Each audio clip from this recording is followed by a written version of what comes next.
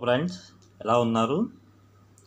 ఈరోజు నేను చెప్పబోయే టాపిక్ ఏంటంటే, ఈ ఎమర్జెన్సీ ఫండ్ అనేది 10,000 రూపాయలు సంపాదిస్తున్న వాళ్ళు ఎలా సేవ్ చేయాలి, 20,000 సంపాదిస్తున్న వాళ్ళు ఎంత అమౌంట్ సేవ్ చేయాలి, 30,000 సంపాదిస్తున్న వాళ్ళు ఎంత పర్సెంట్ సేవ్ చేయాలి, అలాగే రోజువారీ కూలీలుగా పనిచేసే వాళ్ళు ఎంత సేవ్ చేసుకోవాలి, చిన్న చిన్న వ్యాపారాలు చేసేవాళ్ళు కూడా ఉంటారు, వాళ్ళు కూడా ఏ విధంగా సేవ్ చేసుకోవాలనేది ఈరోజు మనం చూద్దాం.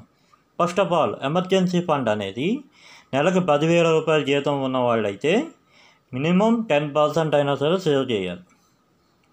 అది కూడా నేను చెప్పాను కదా, దానికంటూ ఒక సపరేట్ అకౌంట్ ఓపెన్ చేసి దానికి ఏటీఎంలు కానీ మొబైల్ బ్యాంకింగ్ కానీ ఇలాంటి ఆప్షన్స్ ఏవి లేకుండా ఓపెన్ చేసిన అకౌంట్లోని ఈ 10% అమౌంట్ అనేది సేవ్ చేసుకోవాలి.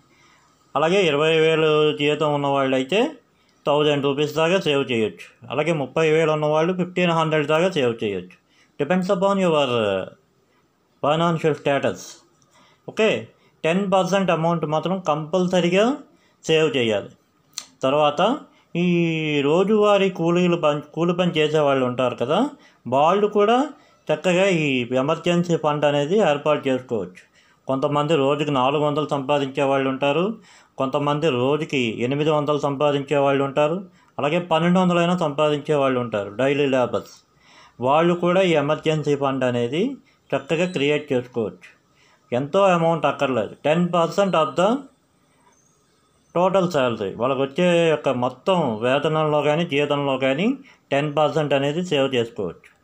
అలాగే ఒక చిన్న స్ట్రీట్ వీధుల్లో వ్యాపారాలు చేసేవాళ్ళు ఉంటారు కదా, వాళ్ళు కూడా ఎమర్జెన్సీ ఫండ్ అనేది సేవ్ చేసుకోవచ్చు.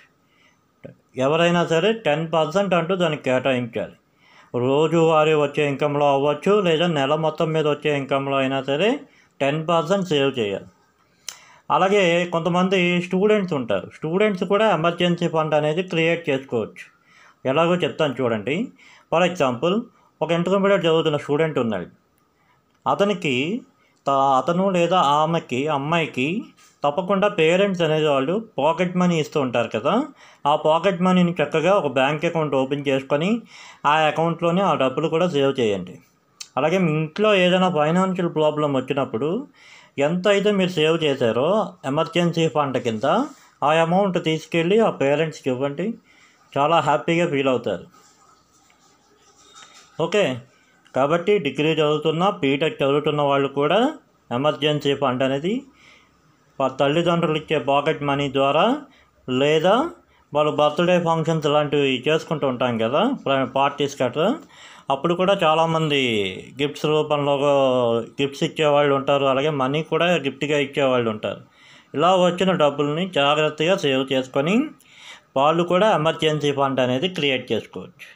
ఓకే ఫ్రెండ్స్, ఈ టాపిక్ కనుక మీకు నచ్చినట్లయితే తప్పకుండా లైక్ చేయండి మా వీడియోని. అలాగే ఈ వీడియోని మీ ఫ్రెండ్స్ అందరికీ షేర్ చేయండి. నా సబ్స్క్రైబర్స్ అందరూ కూడా ఫైనాన్షియల్గా బాగుండాలని నేను మనసారా కోరుకుంటున్నాను. మీ పవన్ కుమార్ కొడుకుల్లా.